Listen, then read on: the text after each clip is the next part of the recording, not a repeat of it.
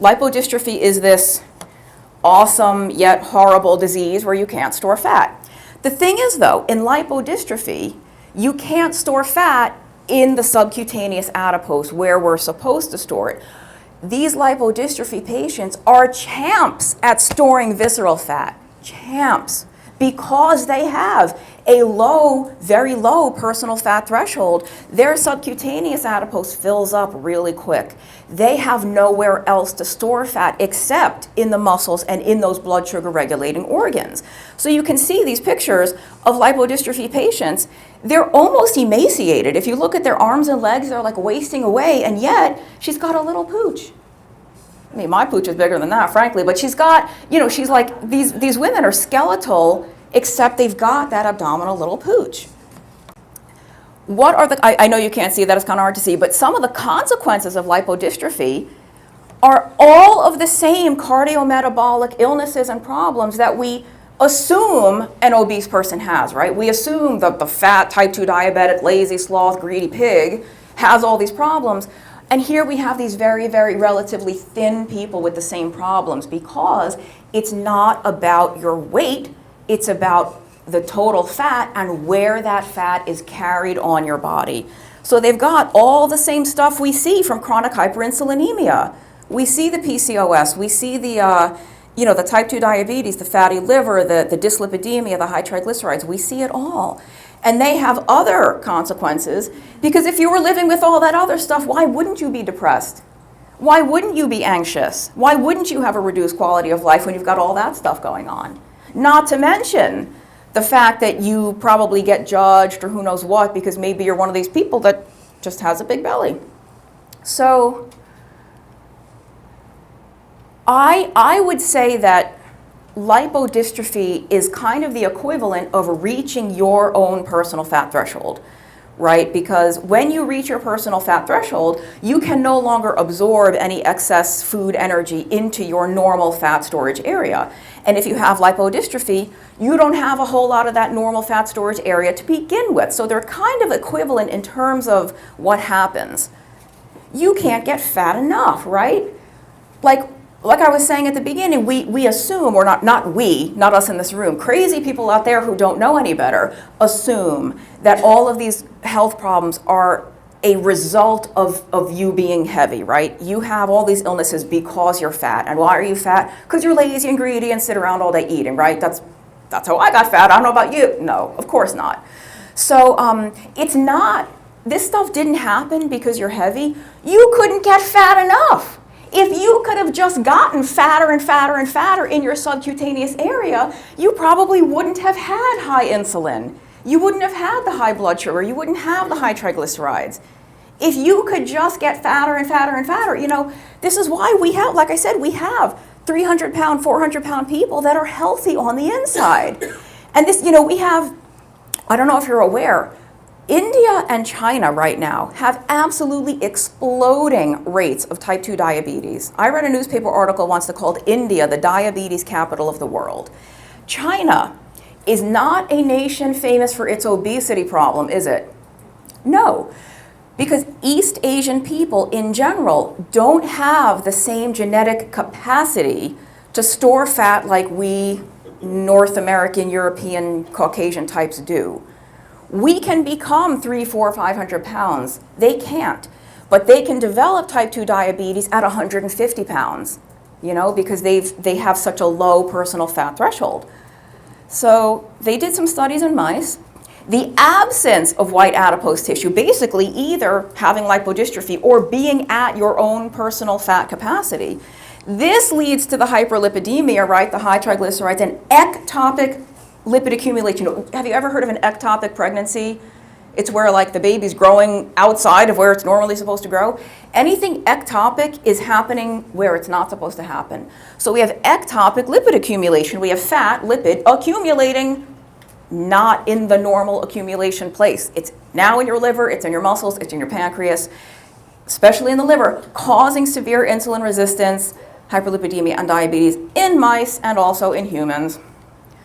So adipose tissue expandability and the failure of it. If your adipose tissue could just keep expanding and expanding and expanding, we might not have this problem. Now, like, I'm not saying there's nobody who has a ton of body fat and doesn't have type 2 diabetes, right? There is a point where the weight does become a problem, and like, you could reach your own personal fat threshold at 400 pounds and then you do still become sick. I'm not saying, you know, there's no one who's heavy that has these diseases, but so in our opinion, the principal allostatic load that leads to insulin resistance in the context of obesity is a failure in adipose tissue expansion.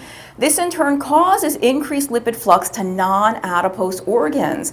Because your adipose, your normal fat storage, cannot expand enough. Now you've got to put all this lipid somewhere else, all this incoming energy in non-adipose tissue, like your liver and your pancreas and your muscles. Yep, causes insulin resistance. Failure in that, oh, well, that didn't go to the right place, but anyway, that's cool. So here we come back to Dr. Frayne. Let's hold off on that for now. The normal role of adipose tissue is to buffer the daily influx of dietary fat entering the circulation. If adipose tissue is overloaded, if you are at your max capacity to store fat, as in obesity, this buffering capacity is lost and other tissues are exposed to the influx of fatty acids. If there is a deficiency of adipose, as in lipodystrophy, the normal buffering action is deficient or absent. Other tissues are again exposed to excessive flux of fat. The result is an accumulation of fatty acids in the form of triglyceride in other tissues, an interference with insulin-mediated glucose disposal, like the beta cell. So I'm sorry that little doesn't quite line up with the sentence, but you get the point. Okay. Oh, that's supposed to be centered. That's okay. We're just a little messed up. It's all good. So I said that low-fat diets do work for some people, right? What is going on with that? Because I know it didn't work for me. Now, many of us think we did a low-fat diet, right? We think we were following that food pyramid, we dutifully ate our cereal and our pasta and our bread and our granola and all that good stuff. We really didn't eat that much fat. I think for me personally, and probably for a lot of other people, I thought I was doing a low-fat diet. What I was doing was a very, very high-carb, moderate fat diet. My fat probably wasn't low enough because low-fat diets can work. Here's the thing. You can do a very, very high-fat, very, very low-carb diet, and it works like dynamite, and we all know, or we wouldn't be here. You can also do a very, very, very high-carb, very, very, very low-fat diet, and that works too. You'll be hungry and cranky and miserable and tired all the time, but it works. You'll be skinny, you'll just be really unhappy the whole time, so what's the point? But I really think that's where many of us went wrong, because we were eating lots and lots of carbs like they told us to, but our fat wasn't low enough to allow us to, it only takes a very small amount of carbohydrate to make you store fat, right? You can either, so I stole this quote, you guys know Ted Naiman, he's like one of my favorite people. He says carbs displace fat oxidation, and what that means is when you're burning carbs, you can't burn fat. And it's not a binary system. It's not like on or off. If I'm burning carbs, I'm never ever burning fat. It's tissue specific, it's activity specific, it varies, but overall, as a main principle, if you are burning a lot of carbs, you're not burning fat. We don't have a lot of storage room for carbs, right? Your blood can only hold like 1 teaspoon of glucose at a normal, like a 99 level of blood glucose. Even if you do have raging type 2 diabetes and your blood sugar is 200 or so, that's still not that much sugar in your whole bloodstream. You can store a little more glucose as glycogen in your liver, a bit more in your muscles. Once that's full, there's nowhere for glucose to go. So because we can't store a whole lot of glucose, you have to burn it. There's nowhere. We can store fat like champs, right?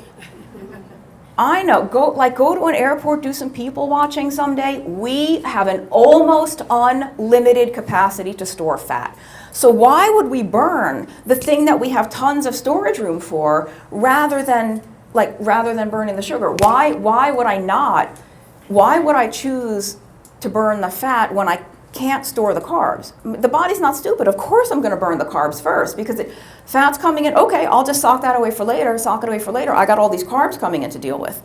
So with the low-fat diet, we just weren't low enough, because if we're low-ish fat, but we're still eating so much carbohydrate, that keeps us locked. We eat carbs, burn carbs, eat carbs, burn carbs. What's happening to the fat?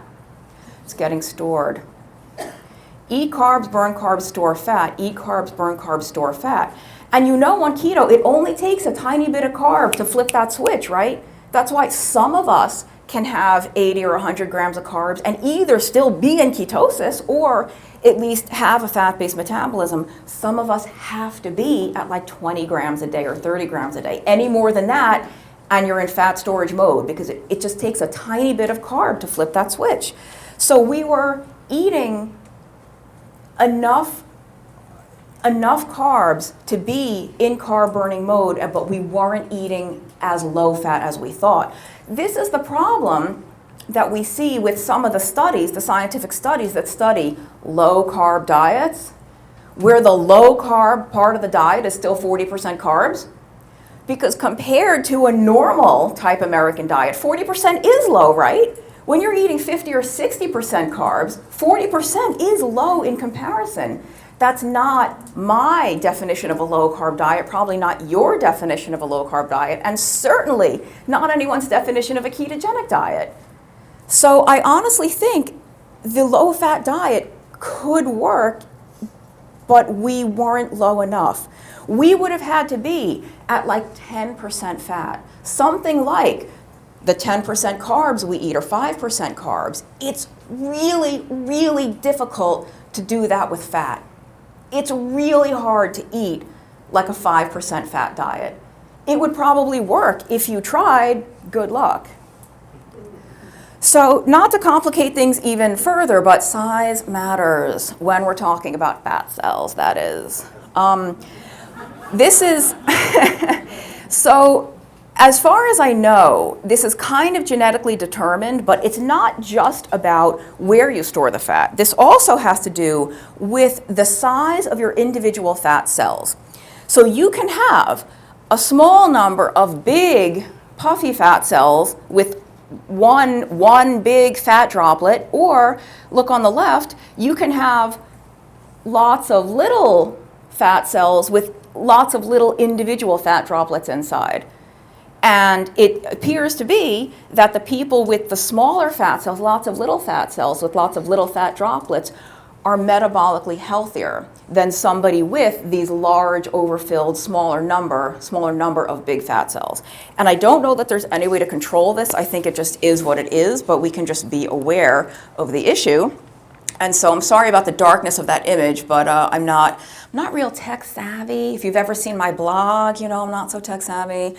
Limited expandability of adipose tissue through hyperplasia is making more cells. Hyperplasia, making more individual cells. Hypertrophy is you have one cell that's getting bigger. Limited expandability of adipose through hyperplasia leads to increases in fat cell size, which represents a critical marker of central adiposity, the fat tissue dysfunction, and the metabolic disease. When you are not able to make more little happy cute fat cells, your existing fat cells get bigger and more stuffed, and then you get sick. Fat cell size is a significant predictor of the cardiometabolic alteration. So you could even have somebody who is small, who maybe even doesn't have that much body fat, but if their body fat is these large, very large fat cells, they might still have a lot of these metabolic problems. We propose that excess visceral adipose tissue and subcutaneous fat cell hypertrophy may represent markers of a common phenomenon, limited hyperplastic capacity of adipose. What does that mean in plain English?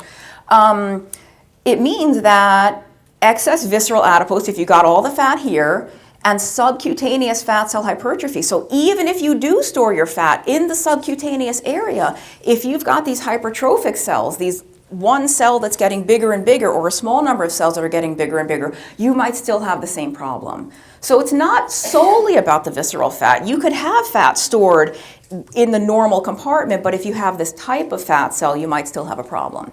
So what are we going to do about it? You know, unfortunately, I do think a lot of this is genetically determined, or however else it's determined. We might not have a lot of control over the size of our fat cells, or even where we store it. If you stay under your personal fat threshold, this is kind of a non-issue, right? Because if your subcutaneous fat depot has more room, then it can accept stuff. Not a big deal. So we kind of want to try to stay below our own personal fat threshold. The problem is you don't really know you've crossed it until you've already crossed it, right? That's when but we have all these tests now to tell you, guess what? If your triglycerides are high, you've probably maxed out your fat storage. If your HDL is low, if your insulin is high, you've probably maxed out. So you don't have to have like a biopsy or something done. That's kind of your smoking gun. What can we do about it? Low carb diet. I think that works pretty well. I like that idea. If you're not storing a lot of fat, you know, it's, I guess, so something I forgot to say when I talked about the low-fat diet is that we in the low-carb community, and I've been guilty of this myself. Have you heard of de novo lipogenesis?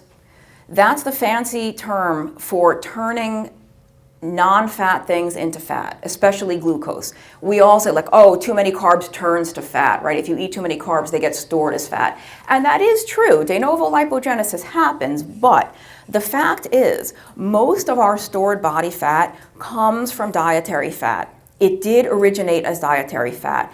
That's why the low-fat diet can work. If you're just not eating a whole lot of fat to begin with, if you eat carbs and burn carbs, but you're not eating the fat, guess what? You're not going to store the fat. Eat the carbs, burn the carbs.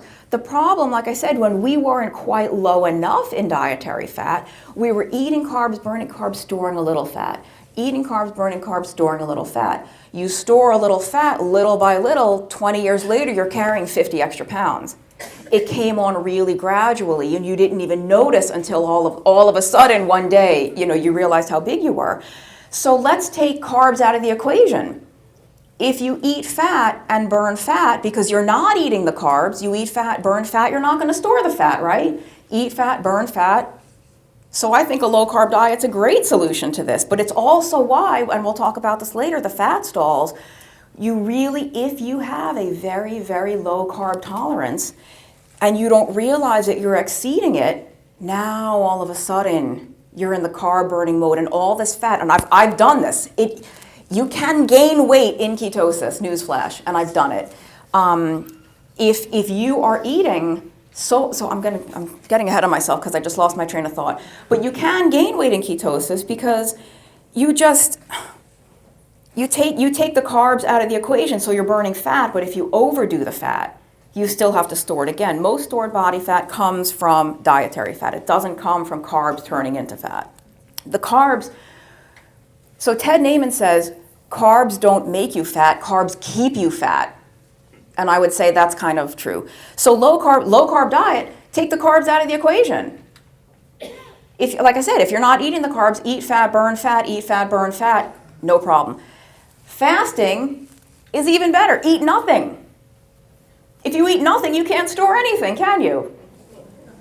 And I'm not saying everyone has to fast. I mean, fasting I think is actually starting to become a little too much of a thing. Not everybody needs to fast, but does it work? Yeah. What else can you do? Exercise, you know, that marathon picture, exercise is a really, really, really terrible way to lose weight. Terrible. How many hours of my life have I lost to treadmills and Stairmasters and bikes, literally running to nowhere, literally and figuratively? But what exercise is very good for is insulin sensitivity. Giving glucose somewhere to go, making your cells better able to use any fuel. It's a bad weight loss tool. It's really good for insulin sensitivity, really good for disposing glucose. People that have like dawn phenomenon, wake up with a high blood sugar. Someone, I think it was maybe even Dr. Westman, who told me a patient was like, oh, I just do 20 jumping jacks, and guess what? The blood sugar's back down to normal immediately. And exercise is excellent for so many other things, right? Really, really good for health. I'm not telling you not to exercise. Don't expect it to be a fat loss tool for you. Sleep. Get sleep. You know, if anyone has a glucose meter or, hormones really, really affect our metabolism. It affects insulin sensitivity. They've done some studies where if even just a couple of nights of broken sleep, you could like have a metabolic profile that makes you look diabetic. That's how quick it can happen with broken or not enough sleep. And relax. Stress. You know, when you're stressed out and your cortisol is through the roof and everything, your glucose is through the roof. Even on a really good low-carb or ketogenic diet, lack of sleep and being a giant stress ball can be the undoing of your diet. Now, I think messed up sleep, broken sleep, and being chronically stressed out is going to be much less of an issue on a low-carb or ketogenic diet than if you are on a high-carb diet, but it's not a non-issue. And so this is like the low, much lower priority when I get a client that has a fat loss stall or something. We start with the food, we start with the carbs, we start with the fat, we start with all that. If everything looks great and it's a total mystery why this person can't lose fat, then it's like, well, how much sleep are you getting? How's it, what is your stress load? What's your family situation? So there's all this stuff that affects it that we do have some control over this. I think it's just worth being aware that this personal fat threshold is a thing, because it really just explains everything so well. That slide I had, it has to account for those things. It accounts for all of them, and it kind of, for me anyway, takes away a lot of the stigma and the shame that heavy people feel, because it's like there's so much blame, right? There's so much blame the victim. Like I said, we assume that you're sick and unwell because you're heavy, instead of saying, well, what about all the thin people that have the same health problems as I do? So it just kind of explains all of that, and it doesn't necessarily take away the envy and the jealousy that I have when I look at people that are naturally thin, that maybe don't have they have a low personal fat threshold, but I can at least in my mind, I would never say this out loud, but I say, well, you know what? They're just thin. I don't know. Just like nobody can look at a heavy person and know anything about their diet and lifestyle, I can't look at a thin person and know anything either, because I could, wow, she looks like dynamite. Maybe she has type 2 diabetes. Maybe she has cardiovascular disease. I don't know. So it's just kind of it's a reality check for everybody, I guess. But thank you. Thanks for coming.